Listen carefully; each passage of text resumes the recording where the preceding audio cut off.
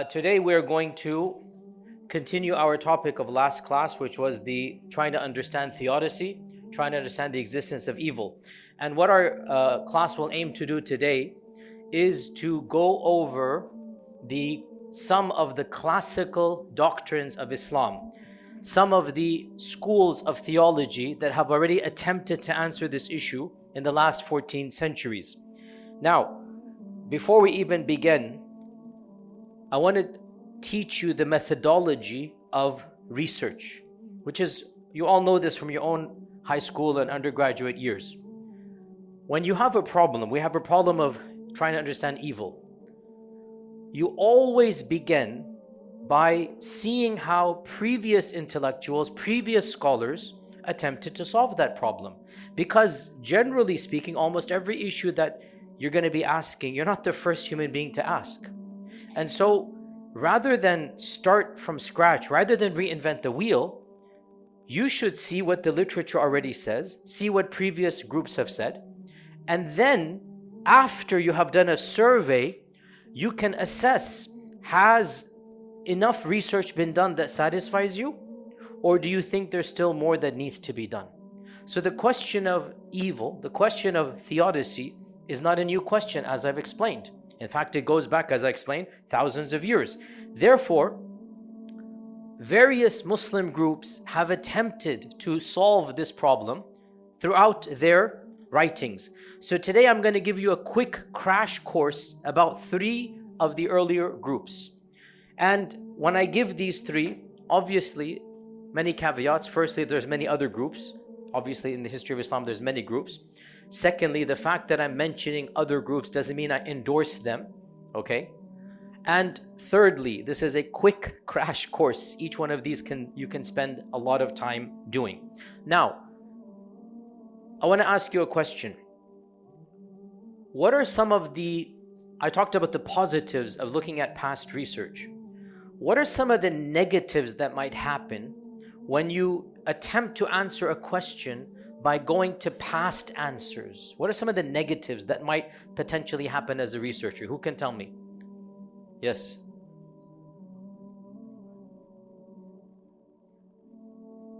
Okay, so the answers of the past might be contextually disconnected. Good. What else? Yes. So one of the biggest problems of reading other materials is something called anchor bias or confirmation bias. What is confirmation bias? It's also called anchor bias. Confirmation bias is when you have a blank slate, you don't know anything about a subject, and your first bit of information, your first aspect that you hear, it kind of anchors you, it situates you such that everything else after that, it is going to be related to the first notion or the first concept that came to you. An example of this, which actually you should be aware of when you're going to be applying to job market, is the salary, right? That there's always this awkward reality. Who's going to say the first salary? Who's going to give the first number? Your boss asks you, what are you expecting? What are you thinking? And suppose they had in their mind, they're going to give you up to 120, but they're going to begin negotiation at 100. And you're like happy with 75. So you're like, I want at least 75. So automatically there's a bias there that you've dropped it down, or vice versa. Or suppose even more radical than this. Suppose you had no idea how much an icon or an item costs. So you have no idea, right? Somebody says, how much you think this costs, right? And if you have absolutely no idea, you're like, how much? You tell me. If they begin with that 10,000 or 15,000, you're going to think, if I get this for 8,000, that's a bargain, because you already have a bias. Whereas in reality, it could be worth maybe 50 or 100, because you're anchoring, because you're beginning something. So too, when you're talking about theodicy and you haven't studied this topic at all, the first time somebody explains it to you, automatically it is possible that it will influence everything else that you read. So you have to be aware. Now obviously you have to begin somewhere. So yes, you're always going to begin with some type of confirmation bias. That's fine. Be aware of it and realize that your first bit of information isn't necessarily your most accurate one. You might actually have a spark of genius. That is rare, it does happen though. You might have a spark of genius and literally potentially think outside the box. But because the box has been drawn for you, you are not able to think outside the box, because you've already constructed a box by reading the past. Okay, that is one of the biases, one of the problems of past.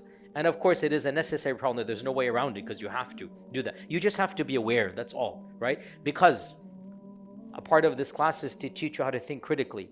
All of us are biased. I said this multiple times.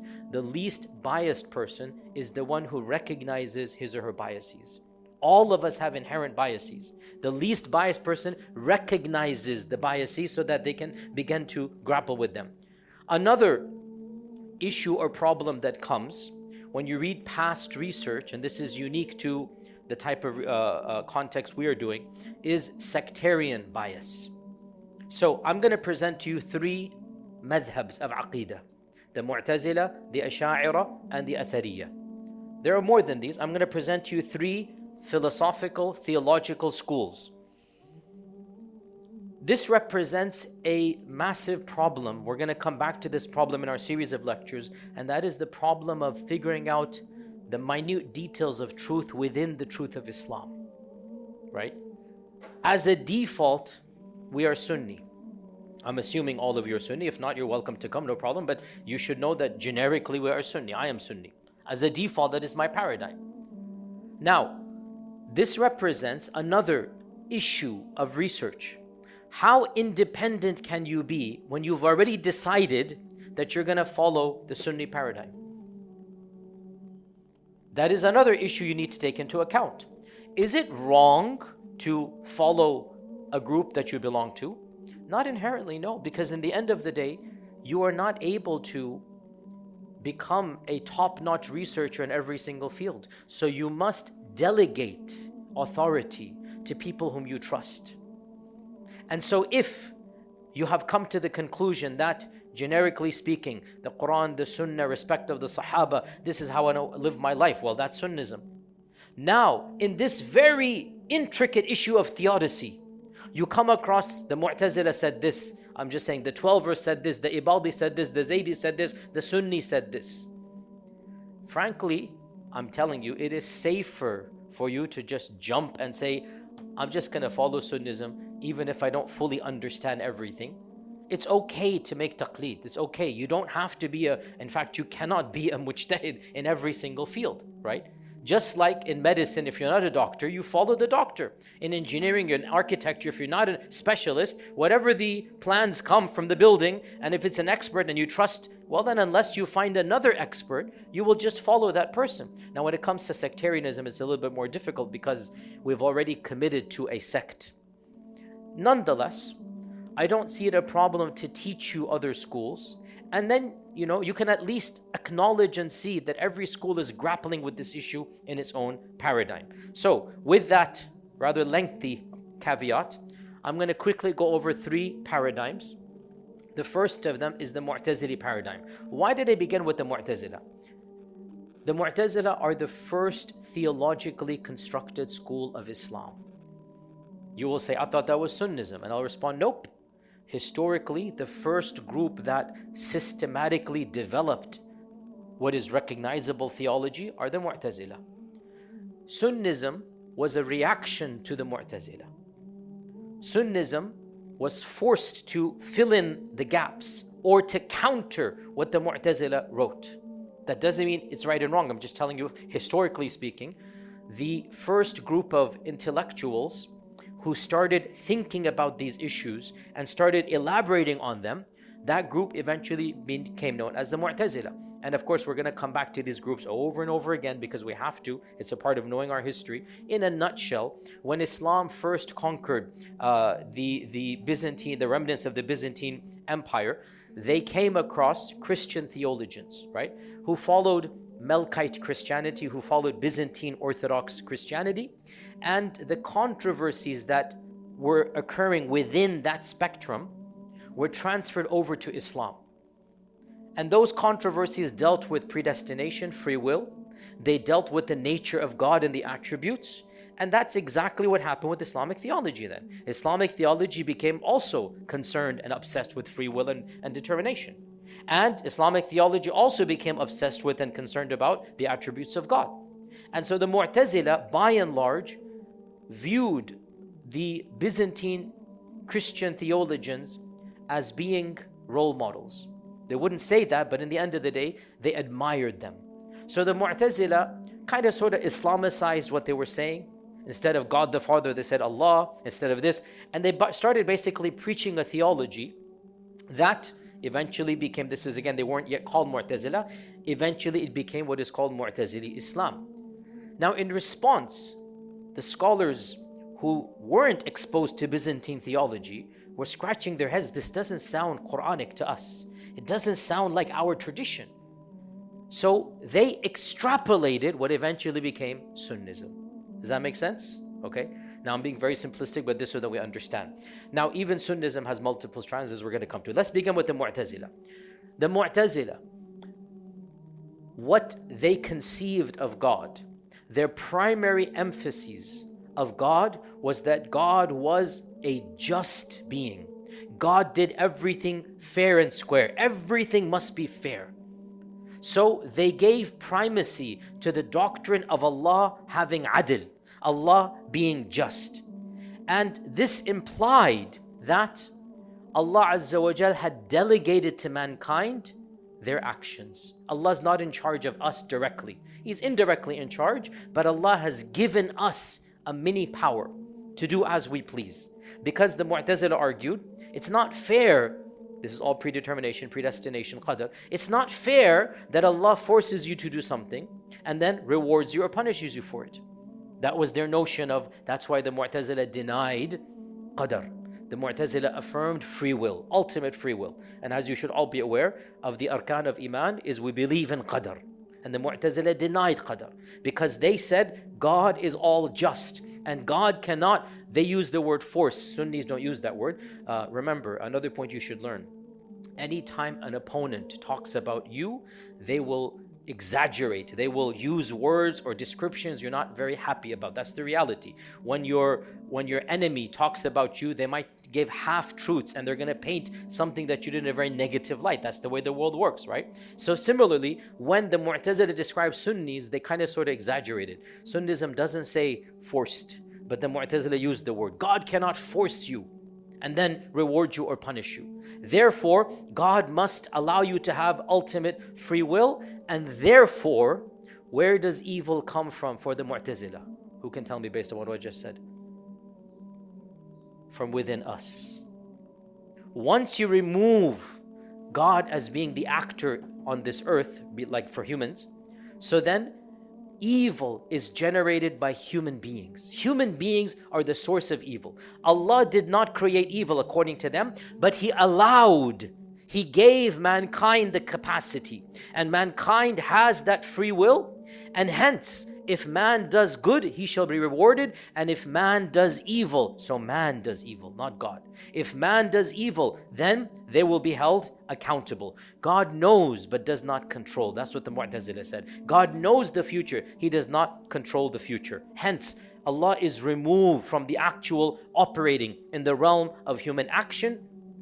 You cannot describe an evil action as having anything to do with Allah. Murder, injustice, dhulm, stealing, all of this is coming from mankind.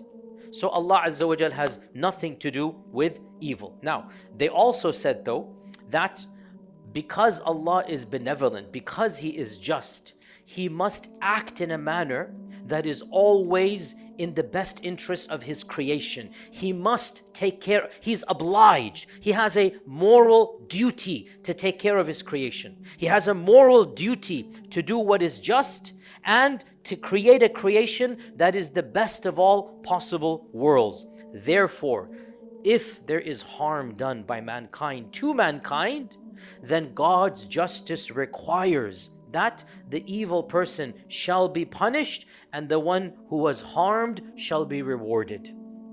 So there is a moral obligation on Allah to punish the person who does evil and to reward the person that has done harm. Therefore, for the Mu'tazila, to summarize, being very simplistic, because again, this is entire classes can be done.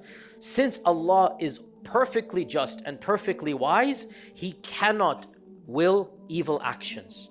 Instead, evil comes from human choices. Humans create evil. Humans are the source of evil. People decide to do evil. And that decision, they bear responsibility, not Allah. If Allah allows them, that's the only way Allah can therefore reward the one who does good and punish the one who does evil. And they also argued that when there is suffering, when there is hardship, there is always a hidden wisdom or greater good in this world that we shall be able to recognize. The Mu'tazila affirmed that man's intellect can recognize good from evil, and man can see and judge good and judge evil, and it is mankind that is creating that evil, not Allah. This is in a nutshell what the Mu'tazila say.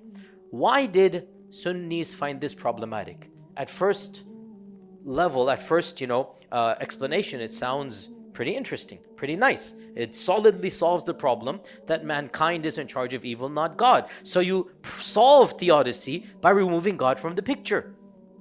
It was precisely because you remove God from the picture that Sunnis found this heretical and problematic. It was precisely because God becomes an inactive bystander. The Sunnis wanted Allah to be Allah. They could not envision a God that doesn't act like a God. And the God of the Mu'tazila for the Sunnis seemed to be a passive God that actually gave, and this is the accusation the Sunnis gave to the Mu'tazila. Again, the accusations are exaggerated. The Sunnis actually accused the Mu'tazila of being Manichaean. Remember we talked about that last week, right? Why did the Sunnis accuse the Mu'tazila of being Manichaean? Because the Manichaeans affirmed there's a God of good and a God of evil, right? So the Sunni said to the Mu'tazila, you guys are becoming Manichaean because you're saying Allah creates good and you guys create evil. Now obviously the Mu'tazila didn't say that, but again, that's what happens when you're hashing it out. That's what happens when you have a fight and you're trying to just throw the worst possible interpretation, right? I've said this to you multiple times, guys. Never ever accept the testimony of a critic. Never accept the testimony of a hater. Never accept the witness of somebody who doesn't like or is outside. You have to take somebody who is neutral or inside. So when the Sunnis described the Mu'tazila, they said what you're doing is that you are basically debilitating the power of God. You're limiting God's powers and you are giving the power of creation to mankind. Again, the Mu'tazila didn't do that, but this is the accusation that is given. And another problem that they had is that the language of the Mu'tazila was deemed to be blasphemous. God is obliged to do this. God has a moral duty to do this for His creation. The Sunnis said, how can you oblige Allah to do something? Who are you? What higher power is there that Allah has to answer to? What higher authority is there? What higher moral code is there? When the Mu'tazila said that God must do this and God must follow, the laws of ethics and the laws of good. Question, where did these laws of good come from that God has to follow if He is God? So the Sunnis were not at all happy at this whole notion of trying to remove God from the picture, and for them it contradicts Allah being Allah. It contradicts God being God. And so Sunnism preferred Allah's power and Allah's infinite Mashi'a and Qudra, basically that Allah is the Rabb. Sunnism always preferred the rights of Allah over the rights of man. And Mu'tazilism, they kind of sort of are preferring the rights of man. Allah is obliged to do this to us. And we have ultimate justice and free will. And for Sunnis, that talk seemed arrogant and it seemed unbefitting to describe Allah in this manner. And so Sunnism responded to Mu'tazilism. Now, they responded in multiple schools. Within Sunnism, there's multiple schools. You should be aware there are three primary ones to this day. We're only going to go over two of them today. The three primary ones are Ash'arism, Maturidism, and Atharism, or Ibn Taymiyyah, or Salafism, or Hanbalism. These are the three primary schools. We're going to ignore Maturidism for today and just realize that they have their own way, which is slightly different. So, not to get too technical, because we're going to have to talk about this. There are certain things that combine all of these strands, hence they're Sunni. And then there are certain things that separate all of these three strands. Okay, so be aware of this. So let's begin with the next school that comes onto the picture, and that is Ash'arism. Okay, Ash'arism. Its founder, Abu al-Hasan al-Ash'ari, died 310 Hijrah, 310 Hijrah. That's pretty late, right? 310 years after the Prophet ﷺ, Abu al-Hasan al-Ash'ari comes along, and his stepfather. So his father died, his mother married one of the icons of Mu'tazilism. So he grew up in a Mu'tazili household. He learned Mu'tazilism, he became a Mu'tazili theologian. At the age of 40, he decided that Mu'tazilism is wrong. According to legends, he saw the process in a dream. And so he gave up Mu'tazilism and he reverted to Sunnism. However, once he reverted to Sunnism, he was able to elaborate a defense of Sunnism that was unprecedented, because the language he's using is the language of Mu'tazilism. You understand this point here, right? Because in the end of the day, Sunnis weren't studying Byzantine theology. They weren't studying what is called kalam, is the technical term. Sunnis weren't studying, the term is called kalam. They were opposed to kalam. Abu al-Hasan al-Ash'ari was born and raised in that kalam paradigm. And he absorbed Mu'tazilism. Then he decided to depart and return to Sunnism. But when he returned, he was able to dialogue and discourse and extrapolate a mechanism of defense that was unprecedented. It's using the language of kalam, but refuting what had hitherto been kalam. Okay? And in the process, this new group comes along that is called Ash'arism. Now, Ash'arism, generally speaking, wanted to oppose Mu'tazilism in all of these issues. I'm being very simplistic, but there is definitely a kernel of truth. If the Mu'tazila said up, the Ash'ari said down. If the Mu'tazila said dark, the Ash'ari said light. Literally, it was just they wanted to oppose so that they demonstrated they are different. So, the Ash'arites said, every single phrase that you said, O Mu'tazilas, we disagree with it. Every single phrase. Where do we begin? For the Ash'arites, to describe something as good or evil in the first place is something we cannot do. Like, even this is not a given. We have no right to describe an action as good or evil, as pure or impure. The mind has no role to play. It is Allah who decides, not us. We might say something is good or something is evil, but we have no right. It is mistaken. Allah decides, not us. The mind has no role to play in giving these adjectives. Who are you to decide what is good, what is evil? In fact, everything Allah does by definition must be good and just. Allah cannot do injustice. The Mu'tazila said, Allah must be just. And therefore, and they extrapolated a whole theology. The Ash'ari said, there is no action that Allah could possibly do that anybody could call unjust, because that would mean there's a judge above. That would mean there's a higher moral authority. Who gets to judge the judger? Who gets to judge the judge himself? You see the question here, right? For the Ash'arites, no one has the right to describe any action of Allah as being unjust or evil. By definition, what Allah does must be good. And if He were to destroy the entire creation or to punish the entire world, what moral authority does anybody have to say that is wrong? There is no higher power.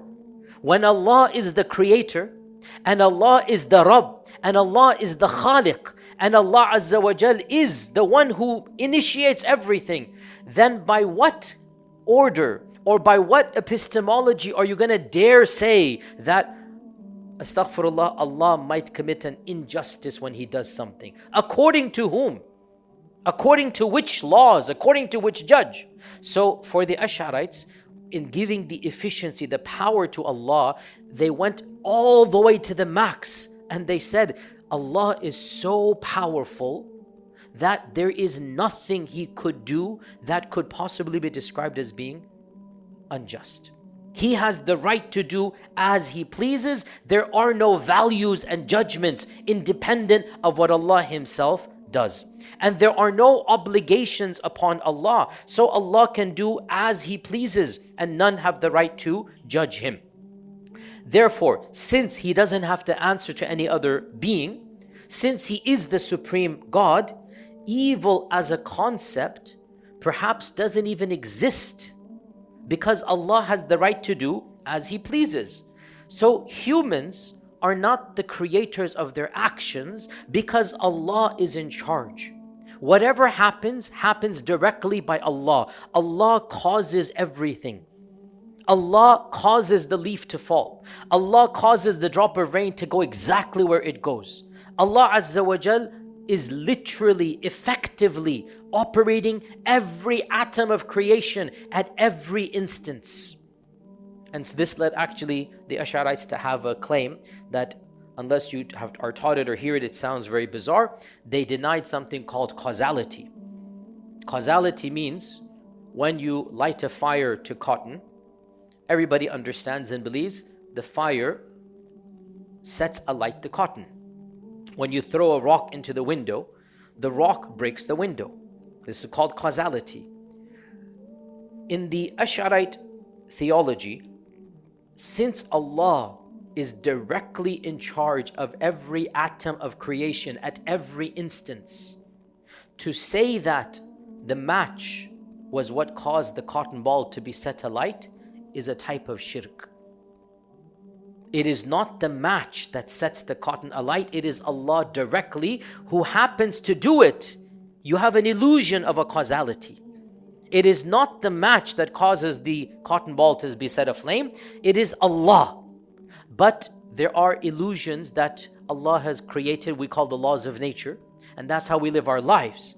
But in reality, when the glass breaks the rock, it is not the glass that broke the rock, it is not the rock that broke the glass, it is Allah that broke the glass at the time when the rock hit the glass. The rock has nothing to do with the glass breaking. Hence, man is not directly responsible for his actions in terms of will. But Allah Azza wa Jal has caused them to acquire the good and the evil of their actions, even though they don't will their good and their evil. I know it sounds, you have to think about it, but let me repeat. Man's will is not efficient. Man's desire to do something doesn't cause the thing to be done. Remember, there's no causality for them. Allah is in charge. So, Allah creates everything that man does. Not man, because the Mu'tazila said the man is the one who does it. Allah creates. However, man acquires. The Arabic term is kasb. Man acquires. What does man acquire? The good and the bad sin, or the good deeds or the sin. Man acquires. And if somebody were to say that's not fair, the Ash'arites would say, who are you to judge what Allah is doing? You have no right to judge Allah's actions.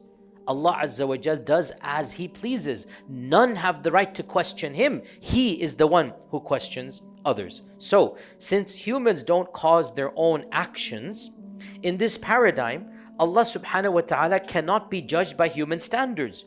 We simply submit and resign ourselves to what is happening, and we do not assume that our intellect has the capacity to understand this wisdom. We relegate to Allah. Allah is in charge. Everything that happens, happens because of Allah. And by definition, what Allah does is just, because He cannot do any injustice. By definition, what He does must be good, because He cannot do any evil. And if there are repercussions of pain, of evil, that is our fallible, incorrect, temporal assessments. It is not in actual existence evil. So, the entire project of theodicy is a failed project because you assumed that your mind can grasp Allah. Stop thinking about it. It is a failed project. You are not qualified to think about Allah. You're not qualified to judge Allah. All of these assumptions you have need to be eliminated. Basically, who are you to question the authority, the power of Allah? Who are you to try to understand? So there is a subservience. And to be brutally honest, at some level, there is a spiritual power there.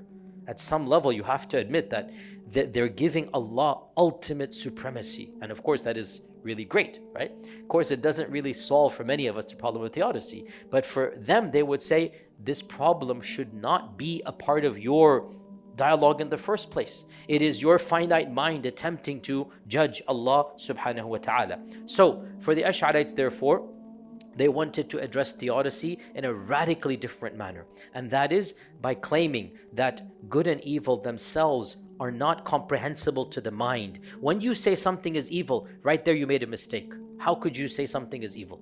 When you say something is unjust, who are you? Allah is justice, and everything He does, He has the right to do. By what moral authority? Allah is not obliged to do anything.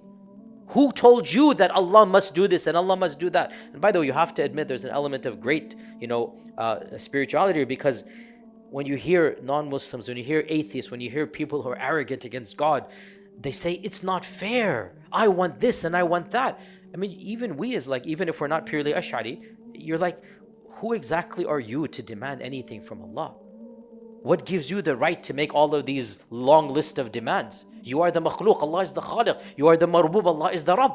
So the Ash'arites resign themselves to Allah's wisdom, Allah's qadar, Allah's mashi'a, and they basically say, we are Allah's makhluk and Allah can do as He pleases. It's not our role to question, much less to understand. And all of these notions of justice and evil and whatnot, we don't have the capacity to put these adjectives on anything. And by definition, Allah cannot do injustice, because to say that Allah can do injustice, according to them, would imply there is a moral code higher than Allah, that He has to ascribe to a sharia, if you like, right? That is higher than Him. And that doesn't make any sense if you understand who is God and what's that. So this is the Ash'arite understanding of theodicy.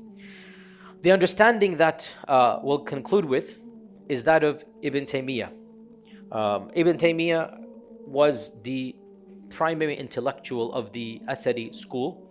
And I argue that without him, we wouldn't really have Atharism or Salafism. Ibn Taymiyyah was one of the only minds, if not the only mind, that was basically, intelligent enough, well-read, erudite, to actually extrapolate for this trend a defense mechanism that was worthy of engaging with the Mu'tazila and the Ash'arites. Before him and also after him, by and large, that trend did not produce that level of intellectual scholarship. And that's just my opinion. I know it gets a lot of pushback, but I challenge you to go find somebody before Ibn Taymiyyah that wrote even a fraction like Ibn Taymiyyah wrote. Ibn Taymiyyah was the greatest defense lawyer that this trend ever had. Without him, that trend would look very different than it does today. So Ibn Taymiyyah was able to extrapolate a defense mechanism for his strand of Sunnism, which is the strand that is now called Salafism. And it is awkward to say this, but it is clear to most people, including myself, that Ibn Taymiyyah did take aspects of Mu'tazili thought and Maturidi thought and formulated a unique doctrine, because he's coming after all of them. And his doctrines or his defense mechanism is in between Ash'arism and Mu'tazilism. Okay? His defense is quite clearly situated in the middle of these two. And people say, I also say I've moved on from Salafism, but I am still Taymiyyan at heart, and you'll see this even now. His views on these aspects appeal to me. His views on theodicy are, to me, the sensible ones, right? And I will say, Ibn Taymiyyah had the benefit of hindsight. Ibn Taymiyyah is coming, 720, right? Whereas Al-Ash'ari and these guys are coming 300, 400 Hijrah. So Ibn Taymiyyah has the benefit to see all that has happened, to read all of the books, and then to extrapolate. So we give him that indeed, when you're coming at the end of a long bunch of research, you can actually produce even greater research. Nonetheless, I do believe that what he posited kind of sort of saves, because both of these trends, of course I am biased because I am pro Ibn Taymiyyah in this regard. I'm not satisfied with Mu'tazilism, I'm not satisfied with Ash'arism, right? Ibn Taymiyyah's solution to me does make more sense. Now, what does Ibn Taymiyyah say? Well, of course, Ibn Taymiyyah is Sunni. So when he's Sunni, he is not going to affirm ultimate free will. Understand, Sunnis do not affirm unconditional free will. Because that would, when you affirm, because we're going to come to free will maybe in a few weeks or so. The problem of free will, you are balancing between two non-negotiables. The reality of justice of Allah, that we should be accounted for what we do, and the reality of the power of Allah, that Allah is in charge of the world. These are the two things that are clashing, right? On the one hand, it seems unfair.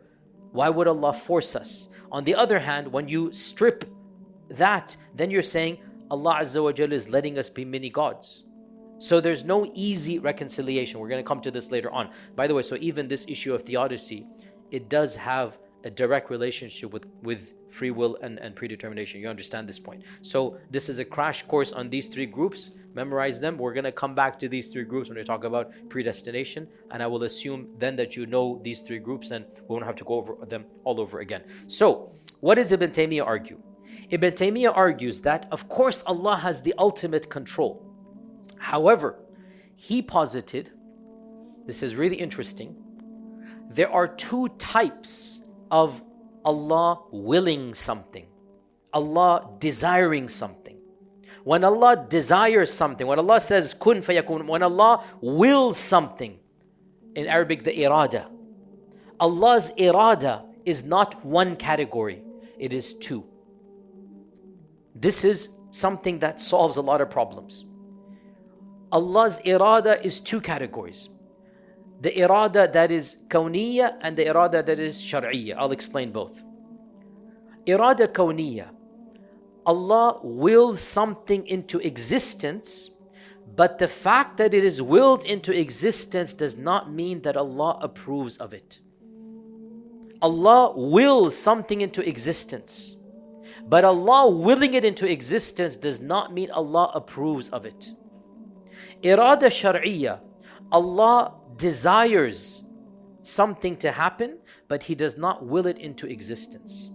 So for example, the word irada, the word qada, both of them can be applied here. Allah says in the Quran, وَقَضَى رَبُّكَ أَلَّا تَعْبُدُ إِلَّا إِيَّاهُ. Your Lord has decreed, it's a decree, that none shall be worshipped except Him.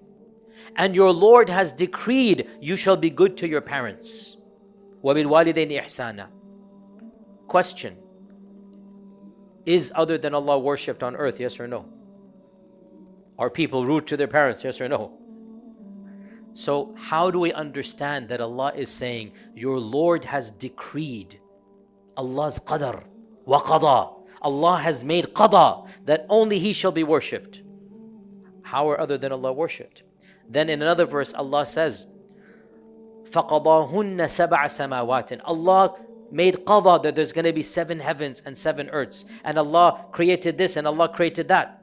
That we know exists. Ibn Taymiyyah says the same word qadar is used for one aspect, that is a desire He wants, but He doesn't enact it. It is His will. That irada, which is irada shar'iyya, is always pure and good. And He wants it, but He doesn't necessarily force it. The irada kawniyya is what happens on earth, but He doesn't necessarily approve of it. Okay, so by demarcating, by dividing this type of concept, that not everything that happens Allah approves, and what Allah approves does not necessarily happen because He's willed it not to happen. Allah desires that only He be worshipped, but He has not enforced it. And Allah Azza wa Jal has created the 7 heavens and He has enforced it. So based upon this, the irada kawniyya, the kawn is the creation. Ibn Taymiyyah argues the irada kawniyya might have repercussions that are evil. This is a key point of Ibn Taymiyyah. Listen to this. And the irada shar'iyya never has any repercussions that are evil. Whatever Allah wants you to be pious, that's irada shar'iyya. Allah wants you to pray, Allah wants you to give to the orphans, that's irada shar'iyya. That's always pure, always good.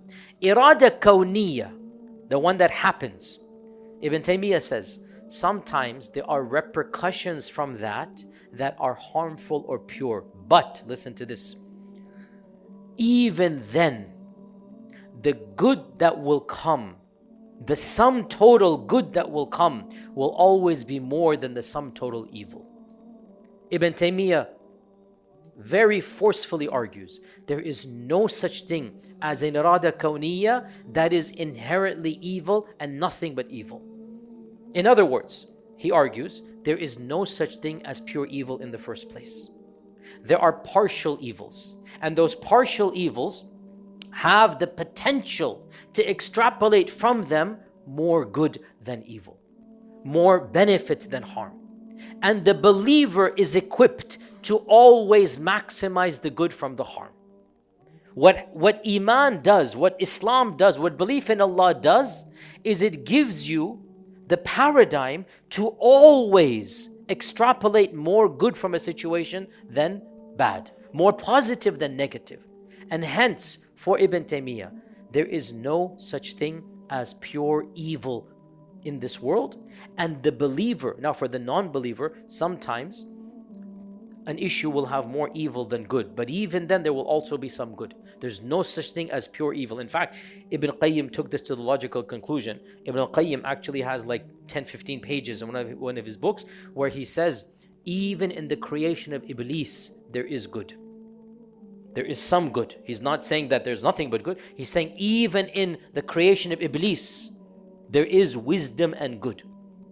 He's trying to prove this point. There's no such thing as pure evil. That's another talk we can give at another time. So, Ibn Taymiyyah argued that the existence of evil, of harm, of pain, it serves a divine purpose, a wise purpose, some of which the mind can comprehend, unlike what the Ash'ari said. Some of it, you will understand that good, and you will recognize that good in your life. And he also said, and some of it, it is beyond our understanding, for sure. So Ibn Taymiyyah says rationality plays a partial role. The Ash'ari said rationality plays no role. And the Mu'tazili says rationality plays the ultimate role. Ibn Taymiyyah says your mind plays a partial role. You can, if you really think about it, and you're wise, and you're believing in Allah, every bad situation, your mind will be able to extrapolate some good. There's a wisdom, there's a reason why it happened. And even if you don't understand it, the good that you derive from a situation, from a bad situation, so the good that you derive from an evil situation will always be more than the evil, even if you don't understand it. That is what Ibn Taymiyyah argued. So, to summarize in this, that Ibn Taymiyyah basically said that although the mind cannot fully comprehend Allah's wisdom, the mind can partially comprehend what is good and what is evil, what is pain and what is suffering, and we understand when something is bad, and we have the right to call it bad. But, however, we must always humble ourselves that Allah's knowledge is infinite. And even if we can extrapolate some wisdoms, even if we cannot fully extrapolate all, we trust Allah that Allah has a wisdom and a purpose for whatever happens to us. And Ibn Taymiyyah also said that, of course, some actions of Allah can be unjust. He disagreed with the Ash'arites who said, by definition, Allah cannot act unjustly. Whatever Allah does has to be justice. Ibn Taymiyyah said, no, Allah Azza wa Jal can act unjustly, but He's chosen not to. And He mentions in the Quran, Allah says, وَمَا رَبُّكَ بِظَلَّامٍ لِلْعَبِيدِ إِنَّ اللَّهَ لَا يَظْلِمُ. Allah does not do injustice. Ibn Taymiyyah says, how can Allah negate something from Him that He's not capable of doing? He's negating it because if He wanted to, He could, but He's not doing it. Because Allah is perfect, He has negated injustice. And what is injustice? Injustice would be, Ibn Taymiyyah says, to punish somebody for a crime somebody else has done. That is injustice. And Allah, if He wanted to, could, but Allah says, I'm not going to do that, because Allah is all perfect. And one key point, and this is really simplistic, but it has to be said in a very simplistic manner. So before the critics criticize, I have to give the caveat, right? Because I have to be careful every time I say something, 20 videos come out. So this is simplistic on purpose. This is not an advanced class in this topic of qadar. Very simplistically, the Mu'tazila said free will is ultimate. The Ash'ari said there is no free will. And Ibn Taymiyyah said free will is something that Allah has allowed for us partially within a purview. Allah has given us a mashia, but that mashia is within Allah's mashia. I know it's technical, but I mean, just understand this. It's between the three, right? Between the two. Where the Ash'arites said, there is the illusion of free will. We don't actually have free will. And the Mu'tazila said, you have ultimate free will. And Ibn Taymiyyah said, there is causality. The rock breaks the glass. The fire causes the cotton. Allah creates the causality, and causality exists. And therefore our will has an impact on our actions. But it's not as if Allah is, astaghfirullah, an absent God. No, Allah is in charge. And Allah has willed us to have that will. Even though we have that will, still Allah is the one in charge of that will. So it is a kind of middle position.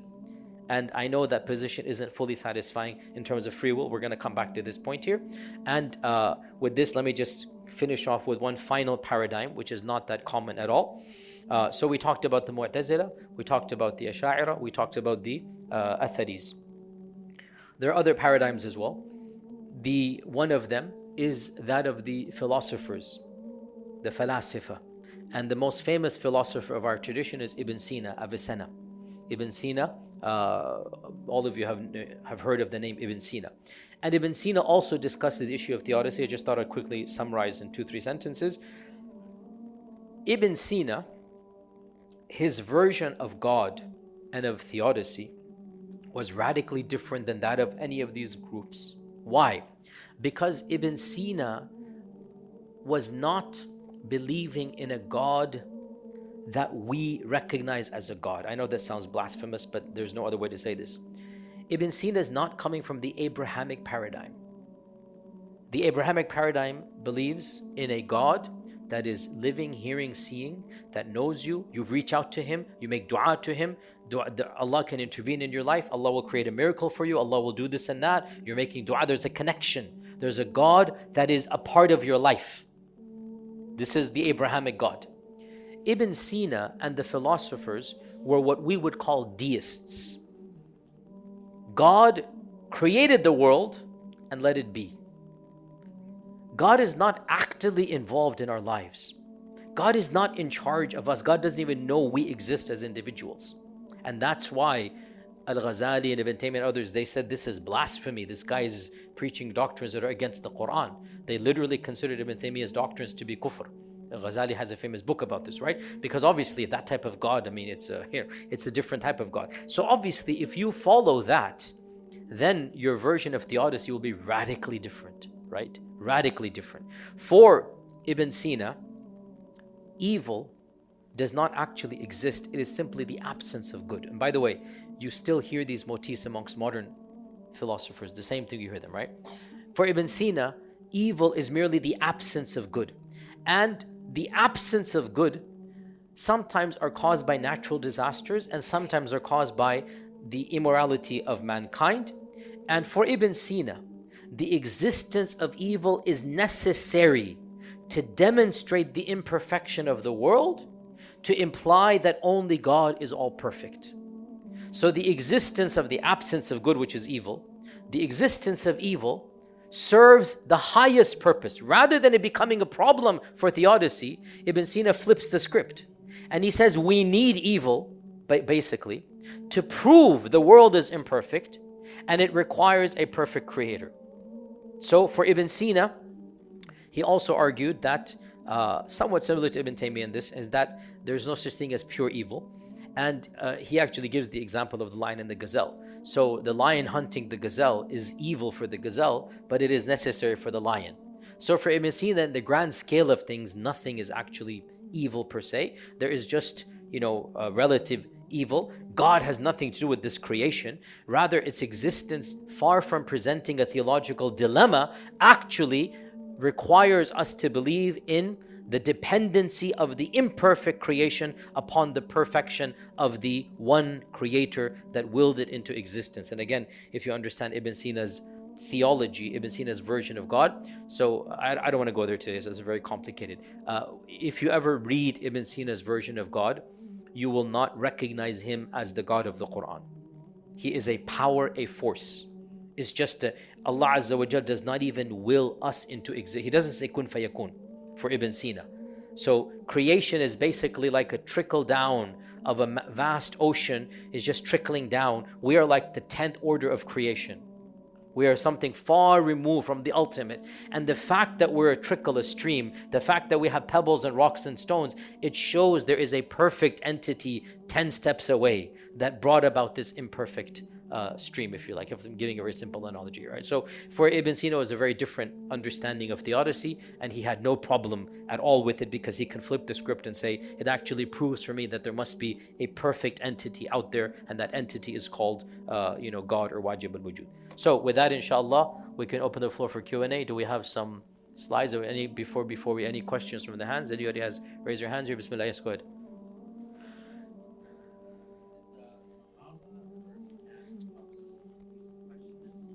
Did the Sahaba ever ask the Prophet these questions? Nope, not at all. Never. And again, that shows us what simple faith does, right? We have to also understand that a lot of these questions, we are problematizing them because of the environment we find ourselves in, right? And it is what it is. You can't solve it. It's not our fault we're hearing these questions. We have to solve them. But the Sahaba's iman was very... And here's another point. I didn't want to go here today, but I'll just jump to script. This was for next week. All of these that I summarize for you, it is factually correct to point out. Listen to this, guys. Listen to this. Theodicy as a concept was far more troubling to the Western mind than it was to the Eastern mind. This is a deeper topic. There are schools of philosophy, and Western philosophy, tapping into the pre-Socratic and then Socrates, Plato, Aristotle, and that entire trajectory, the questions of Western philosophy were very different than the questions of Eastern philosophy. And the way that Western philosophy solved it is radically different than the way Eastern philosophy solved it as well. Okay, we're getting very deep here. Understand this point. And the question of trying to understand why God would create suffering and pain and evil seems to be far more a topic of obsession in Western philosophy. In Eastern philosophy, look at, for example, the concept of dharma, the concept of dukkhi, the concept in Buddhism of pain, right? The concept, they just take it for granted. And the question is how you deal with it, not why it's there, right? Eastern philosophy is more about experiential. That's why they say mysticism, right? And Western philosophy is more about analytical, as we say, intellectual. Again, really simplistic, but these are kernels of truth to them, right? Eastern philosophy didn't problematize the existence of God because of pain and suffering. They were worried, or they were concerned with, what do we do to overcome it? And that's, for example, Buddhism. The entire strand of Buddhism is literally how to overcome pain and suffering. Not the issue of God, the issue of how you live your life in spite of that pain. So this leads us to a key point which we keep on going back to. We all have to understand the biases we have when we approach our tradition with these very questions that are being uploaded to us from our environment. We can't help it. It's not a problem. I'm not criminalizing me and you. I can't help where I was born. But the types of problems we are having and the questions we're having, we have to humble ourselves that the reason why we're having these is because these are the questions of a culture, a civilization that is far removed from our original one, and we happen to be born and raised in it. We're going to come back to this exact notion when it comes to LGBT, when it comes to gender, when it comes to all of these aspects. When it comes to quite a lot of problems that modern Muslims have with Islam, those problems are actually coming from absorbing value systems that they're not even thinking about, inherently absorbing it. So good question. I hope inshallah that answers it. So definition, question is, why didn't you include the Maturidis? Because of time. I have nothing against them, guys. Don't read in anything. Why only the Mu'tazila, Ash'aris and Athariya? Again, they're just time. I have nothing against them. They are definitely one of the major schools of Islam.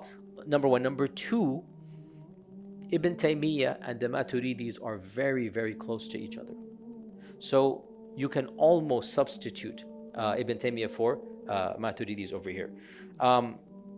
Question here that you mentioned the creation of Iblis is not inherently evil. However, he was not in this evil, vindictive state until he received his response to refusing to bow down to Adam. Is that what the non-evil is referring to? No. So Ibn al-Qayyim mentions that Allah Azza wa Jal obviously allowed for the creation of Iblis, and Allah knew what would happen. And in the creation of Iblis, Ibn al-Qayyim argues, there is wisdom and benefit for the believer. And that wisdom and benefit doesn't justify the evil that Iblis is doing, but for the believer, the good that happens for him in his life with the existence of Iblis is more than the bad. Because again, we're being relative here. We're not saying the good of Iblis is more than the evil of Iblis, right? We're saying for the believer, in the believer's iman that Allah Azza wa Jal has created this entity.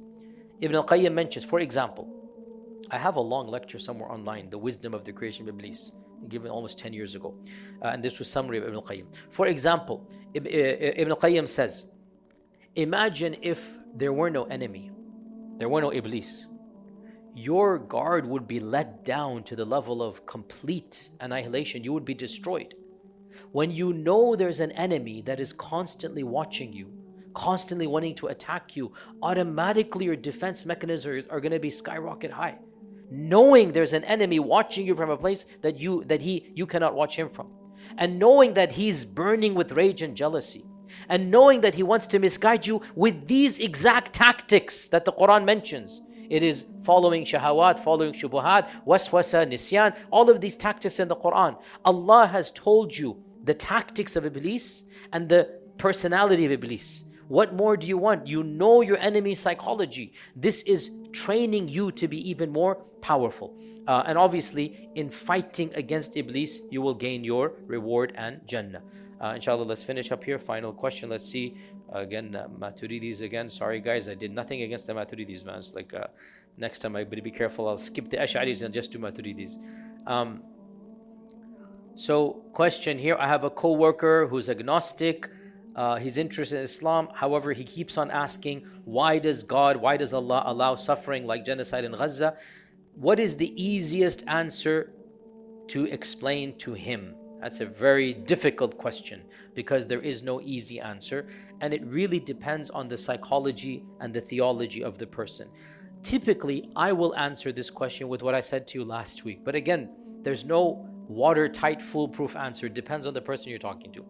Typically, I will answer this question like I said to you last week, which is the question of theodicy should never lead to doubting Allah's existence.